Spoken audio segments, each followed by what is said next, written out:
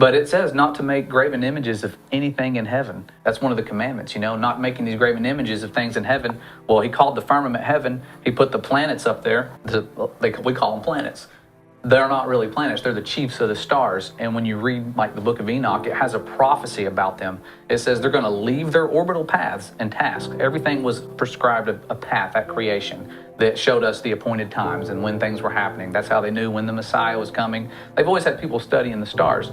But it says the chiefs of the stars, the ones that we call planets, will leave their orbital paths, and a generation to come, a generation of sinners, will err in their understanding about them and take them to be gods. And every single one of them is named after a god, except for earth. And what was earth? Dry land. God called dry land earth. Not the seas, not the world. There's the world, which is everything, the firmament, the whole world, the waters. But earth is just dry land. And so it's a prophecy that would have helped. If people would have kept that book, they'd have understood it, that was going to come. But that book was hidden for years and years and years.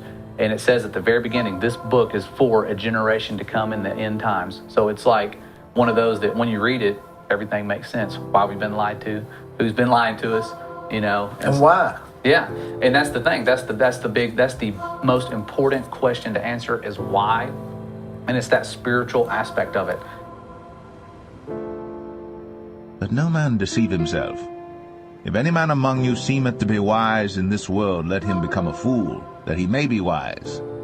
For the wisdom of this world is foolishness with God. For it is written, He taketh the wise in their own craftiness. And again, the Lord knoweth the thoughts of the wise, that they are vain. Therefore let no man glory in men.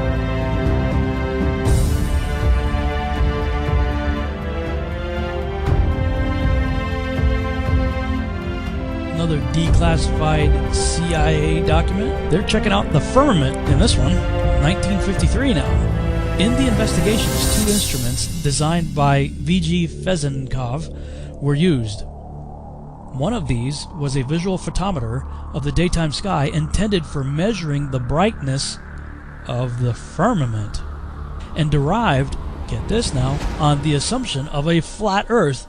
So the Russians are trying to check out the firmament based on assumptions of a flat Earth in 1957?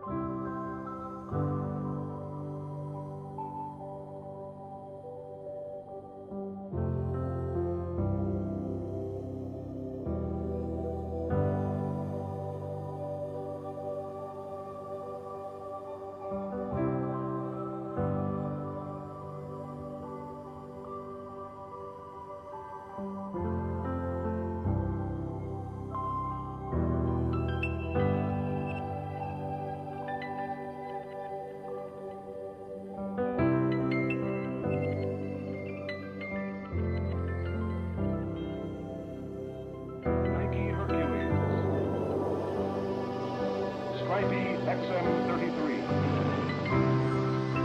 Thor, launched by a pod-carrying Thor missile. Its yield was 1.4 megatons.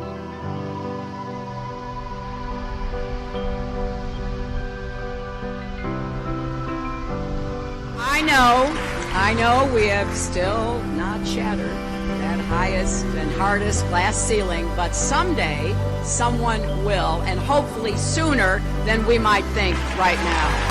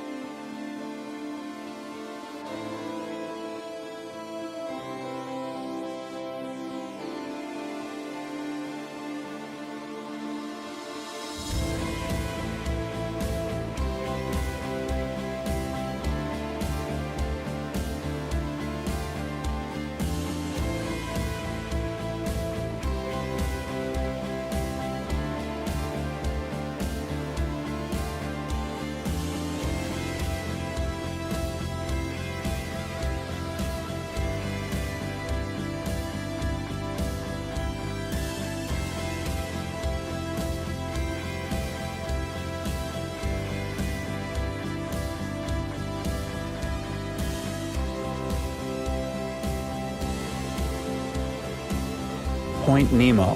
Nope, it's not in Antarctica. This spot lies more than 13,000 feet deep in the South Pacific Ocean and is further from land than any other point on Earth. And that's how Point Nemo has become the world's only spacecraft graveyard.